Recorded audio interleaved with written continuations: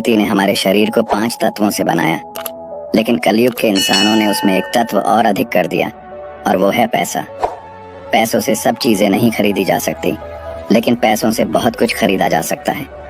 एक संत प्रवचन दे रहे थे कि पैसों के पीछे मत भागो, ये माया का दलदल है, और इस माया के दलदल में जो फंस गया तो वह पूरी जिंदगी दुखी रहता है।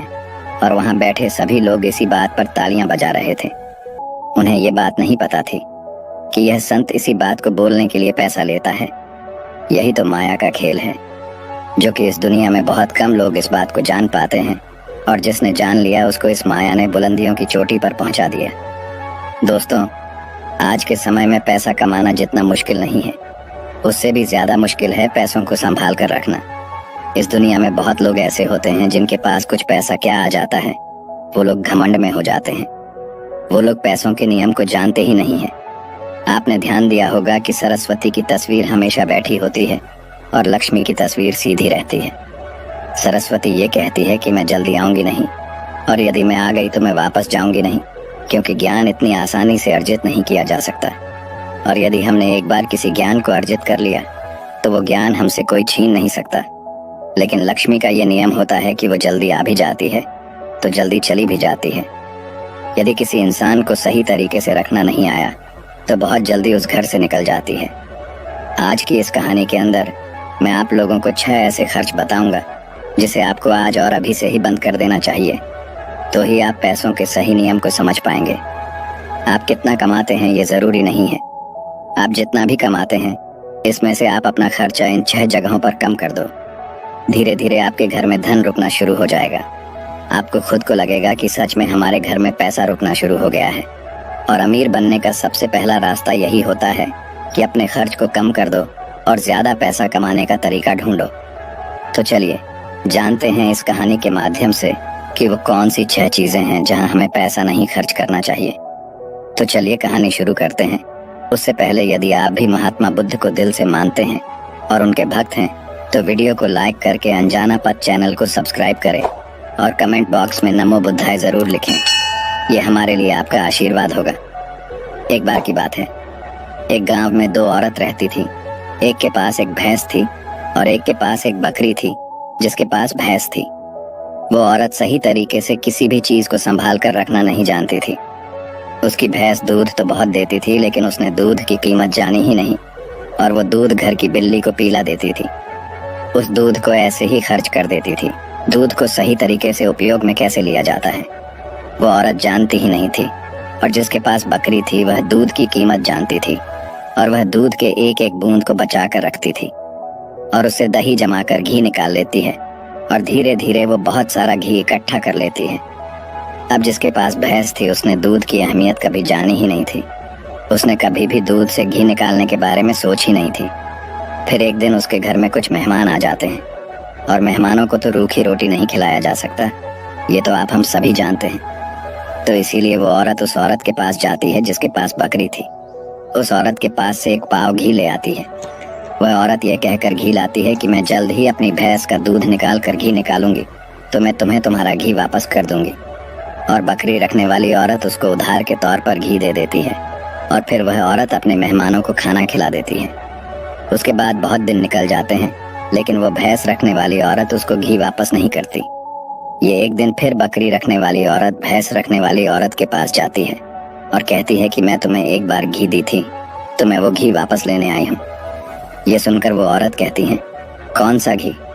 तू भला मुझे घी कैसे दे सकती है? मेरे पास तो भैंस है और तेरे पास तो बकरी है, और मैं भला तुझसे घी उधार क्यों मांगूंगी? मेरे पास तो इतनी अच्छी भैंस है और उसका तो बहुत ज्यादा दूध होता है। मैं तो खुद उससे घी निकाल लूंगी, मैं भला तुझसे घी क्यों उधार लूंगी? ये कहकर वो देने से मना कर देती है। और फिर बकरी रखने वाली औरत वापस आ जाती है, क्योंकि उसको यह पता था कि कोई भी अब मेरी बात पर विश्वास नहीं करेगा, क्योंकि उसके पास तो भैंस है। लेकिन फिर भी उसने कई लोगों से बोली, पर इस बात को कोई मानने को तैयार ही नहीं था। सबका जवाब एक सा था कि भला भैंस रखने वाला इंसान बकरी रखने वाले से घी उधार क्यों लेगा। ये बात कोई भी मानने को तैयार नहीं था। उसी गांव के बाहर एक गुरु रहते थे, और फिर वो बकरी रखने वाली औरत उस गुरु के पास जाती है और उन्हें अपनी सारी समस्याएं बताती है।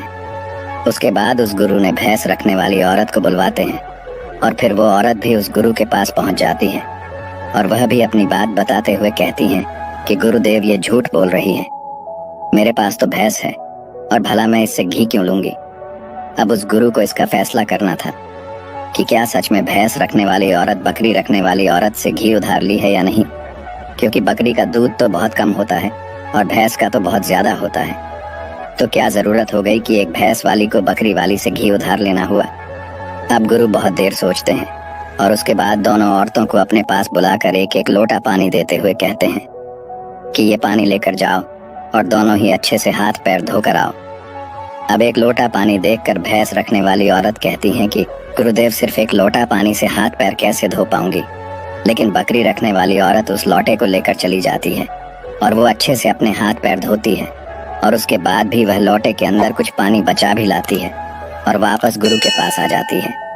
लेकिन वो भैंस रखने वाली औरत लोटा लेकर जाती है और उसने तो सिर्फ अपना हाथ धोया और उस लोटे को खाली करके वापस ले आती है। जैसे ही वापस लाकर दोनों लोटा रखा जाता है तभी वो गुरु कहते हैं कि भैंस रखने वाली औरत ने बकरी रखने वाली औरत से घी ली थी और उसे घी वापस करना चाहिए। अब जो गांव के लोग पास में बैठे थे उन्होंने कहा, गुरुदेव इससे कैसे साबित हो सकता है कि भैंस रखने वाली औरत ने बकरी रखने वाली औरत से घी उधार ली है। उसके बाद वो गुरु कहते हैं कि जरा इन लोटों पर ध्यान दो। इस औरत ने लोटे में इतना पानी बचा भी ली और हाथ पैर मुंह सब धो भी ली। ये होती है किसी भी चीज की अहमियत को समझना। और दूसरी औरत ने सिर्फ मुंह धुलकर ही लोटे का सारा पानी खत्म कर दी, क्योंकि उसको इस पानी की कीमत नहीं पता थी और जिस चीज की हमको कोई कदर नहीं होती वो भले ही हमारे पास कितने भी हो वो नष्ट हो ही जाती है, वो खत्म हो ही जाती है। और यदि हमारे पास कोई भी चीज कम है और यदि हम उसको सही तरीके से इस्तेमाल में लेते हैं और उसकी कीमत को जानते हैं तो जरूर उससे हम फायदा ले सकते हैं। जैसे कि बकरी रखने वाली औरत ने दूध बचाकर उससे मक्खन निकाली और उससे घी बनाई और भैंस रखने वाली औरत को दूध की कदर नहीं थी, इसीलिए इतना दूध होने के बावजूद भी उसके घर में मेहमानों के लिए घी नहीं था। यह बात सत्य है। उसके बाद भैंस रखने वाली औरत उस गुरु के चरणों में गिर जाती है और कहती है, महाराज मुझे क्षमा कर दीजिए, मैं अभी घर जाकर उसको एक वापस दे दूंगी। उसके बाद वो गुरु कहते हैं कि बूंद बूंद से सागर भरता है। हमारे पूर्वजों ने यह कहावत यूं ही नहीं बनाई। हमारी छोटी छोटी बचत हमारे भविष्य में एक महत्वपूर्ण लाभ बनकर हमें मिलती है और ये बात बहुत ही कम लोग जान पाते हैं। और यही बात हमारे घर में लक्ष्मी पर लागू होती है। यदि हम लक्ष्मी को बचाएंगे तो वहीं लक्ष्मी हमें भविष्य में अधिक लाभ बनकर मिलेगी। तो दोस्तों की कहानी तो आपको समझ में आ गई होगी। तो आइए अब जानते हैं वह 6 खर्चों के बारे में जो हमें आज से ही बंद कर देना चाहिए। सबसे पहला खर्च है दिखावे का खर्च। आपके अगल बगल में किसी ने महंगी कार ले ली तो अब आपके मन में जलन होने लगती है कि मुझे भी जल्द ही कार लेनी है, और यही दिखावे का खर्च आपको पूरी उम्र गरीब बनाकर रखता है। दोस्तों, हम में से ऐसे बहुत से लोग होते हैं जो सिर्फ दिखावे के चक्कर में ही बहुत सारा ऐसा सामान उठा लाते हैं जैसे कि दूसरों के सामने अपना रुतबा अधिक हो सके। कार ले लेना, महंगे जेवर ले लेना, महंगे मोबाइल ले लेना या फिर ऐसी कोई महंगी चीज खरीद लेना जिसकी हमें हमारी जिंदगी में कोई जरूरत भी नहीं होती। और जब उन्हें कोई समझाता है तो कहते हैं हम किसी से कम हैं क्या। वो लोग ये नहीं समझते हैं कि इससे हमारा सिर्फ नुकसान होता है, ना कि कुछ फायदा। यदि आपको सच में अमीरी के रास्ते पर चलना है तो ये सारे खर्चे सबसे पहले आपको बंद करना होगा और वही पैसा कहीं इन्वेस्ट करना सीखना होगा। मैं ये नहीं कहता कि आप अपने शौक पूरे ना करें। मेरे कहने का मतलब ये है जिस चीज की आपको जरूरत है बस आप वही लो। किसी को देखकर कोई सामान बिल्कुल ना ले। दूसरी बात है कंपनियों के स्कीम से दूर रहना। अपने सामान की बिक्री अधिक करने के लिए अलग अलग ब्रांड की जो कंपनियां होती हैं वह लुभाने की एक स्कीम लाती है, लेकिन यह उनकी मार्केटिंग करने की रणनीति होती है जो हम लोग समझ नहीं पाते। और बहुत सारे लोग अलग अलग स्कीम के चक्कर में आकर वो चीज भी खरीद लेते हैं जिसकी उन्हें जरूरत भी नहीं होती। यदि हम मार्केट में जाते हैं और हमें पता चलता है कि 50% डिस्काउंट के अंदर वॉच मिल रही है, बल्कि हमारे घर में तो 2-4 वॉच रखी हुई है, लेकिन फिर भी हम उस वॉच को खरीद लेते हैं। हम लोग यह नहीं समझते कि यह सब मार्केटिंग करने की रणनीति होती है। इससे हमें फायदा नहीं होता बल्कि कंपनी को ही फायदा होता है। इसीलिए ऐसे शौक कभी न पालें, क्योंकि यही गरीब होने का सबसे महत्वपूर्ण कारण भी होता है। क्योंकि जिस चीज की हमें जरूरत भी नहीं है और उसी चीज में हम लक्ष्मी को खर्च कर देते हैं, तो उससे हमारे घर की लक्ष्मी नाराज हो जाती है और फिर धीरे धीरे हमारे घर से निकलने लगती है। तीसरा खर्च है कर्ज। आज के समय में ज्यादातर लोग कर्ज लेकर महंगी महंगी चीजें खरीद लेते हैं, जैसे कि कार, बंगला, मोबाइल, और फिर उसका पैसा भरते रहते हैं। जैसे कि आजकल हम लोग क्रेडिट कार्ड का इस्तेमाल करते हैं। क्रेडिट कार्ड हमें पैसे खर्च करने के लिए कहता है। जो पैसा हमारे पास है या फिर जो पैसा हमारे पास आने वाले हैं और उस पैसे को हम खर्च कर देते हैं, तो जरा सोचिए कि हम अमीर कैसे बन पाएंगे। जो पैसा हमारे पास आया ही नहीं, उस पैसे को भी हम खर्च कर देते हैं और हम अमीर बनने के बारे में सोचते हैं, अमीर बनने की वीडियो देखते हैं, लेकिन उन बातों का पालन नहीं करते। और बहुत लोग तो ऐसे भी होते हैं जो लोन लेकर जमीन खरीद लेते हैं और ये सोचते हैं कि जब हमें इसमें फायदा होगा तो हम लोन वापस कर देंगे, लेकिन वो लोग ये नहीं समझते कि जितना हमें इसमें फायदा होगा उससे ज्यादा हमें लोन का ब्याज भरना होगा। तो दोस्तों, ऐसा काम कभी ना करें। कर्ज लेकर कोई भी चीज ना खरीदें। चौथी और सबसे अच्छी बात यह है कि आप अपने पैसों को कैश में रखकर ही खर्च करें। कभी भी मोबाइल फोन के किसी भी ऐप का उपयोग करके पैसा खर्च ना करें। आपको शायद पता नहीं होगा कि आप कोई भी सामान खरीदते हो और फिर फोन से पेमेंट करते हो, तो आपको आपके पैसा खर्च होने का ज्यादा तकलीफ नहीं होता, क्योंकि वो पैसा आपके जेब से नहीं जा रहा। लेकिन वहीं पर यदि आप अपने जेब से पैसा निकाल कर खर्च करते हैं, तो आपको महसूस तो होगा कि यार पैसा खर्च हो रहा है। अगर आपको यकीन ना हो तो आप ऐसा करके देख लेना, मार्केट जाना और फिर किसी भी सामान का पैसा अपने फोन से पे करना, जिससे आपको ज्यादा महसूस नहीं होगा कि आपका पैसा खर्च हो रहा है। लेकिन जिस दिन आप अपने जेब से पैसा निकाल कर दोगे, तो उस दिन आपको जरूर लगेगा कि यार पैसा जेब से जा रहा है, मेरा पैसा खर्च हो रहा है, ज्यादा पैसा खर्च हो रहा है। पांचवी बात आपको ध्यान रखनी है, अपनी भावनाओं पर काबू रखना है। अगर आपको कोई चीज पसंद आ रही है और आप उसे खरीदना चाहते हैं, तो सबसे पहले यह देख लें कि वाकई क्या इस चीज की आपको जरूरत है, क्योंकि बहुत से लोग कोई चीज पसंद आने पर उसे तुरंत खरीद लेते हैं। कई बार तो ऐसा भी होता है कि कोई स्कीम वाले आते हैं जो हमें लुभाने वाली चीजें लेकर आते हैं और हमें वो चीज पसंद आ जाती है और हम उसे तुरंत खरीद लेते हैं। तो हमें ऐसी चीजों को लेने से बचना चाहिए। हमें ऐसी चीज नहीं लेनी चाहिए, बल्कि हमें सिर्फ ऐसी ही चीज लेनी चाहिए जिसकी हमें जरूरत हो। छठी और आखिरी बात यह है कि कभी भी कोई भी शौक न पालें। आपको शायद इस बात का पता होगा कि हमारी दुनिया में महंगाई का सबसे महत्वपूर्ण कारण शौक है। आज के समय में नॉर्मल 10,000 का फोन आ रहा है और वहीं पर 2 लाख का भी फोन आ रहा है। दोनों में फर्क इतना है, किसी को 10,000 का फोन रखने का शौक है तो किसी को 2 लाख का रखने का शौक है।